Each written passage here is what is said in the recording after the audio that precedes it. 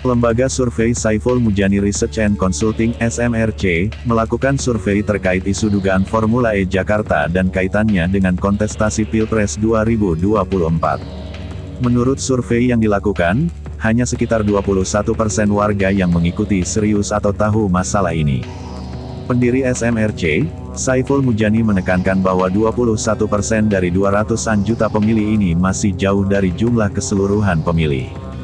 Dari 21% warga yang tahu isu ini, SMRC mengklaim mayoritas warga yakin telah terjadi korupsi pada kasus tersebut. Mayoritas 57% dari yang tahu isu tersebut menyatakan yakin korupsi dalam kasus tersebut telah terjadi. Hanya 31% yang menyatakan tidak yakin dan 11% tidak menjawab, demikian bunyi keterangan resmi SMRC yang diterima Warta Ekonomi.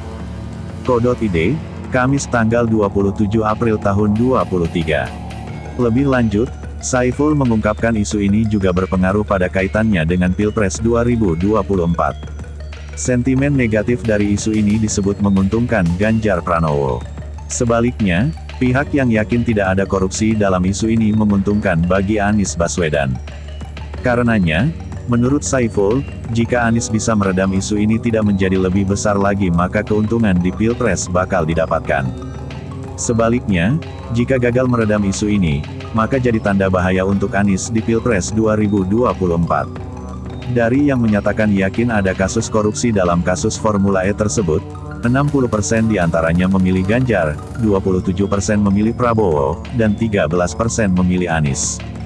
Sebaliknya, yang tidak yakin ada korupsi dalam kasus Formula E 35,2%, hanya 24% yang memilih Ganjar, 31% memilih Prabowo, dan 45% memilih Anies. Lanjut keterangan tersebut.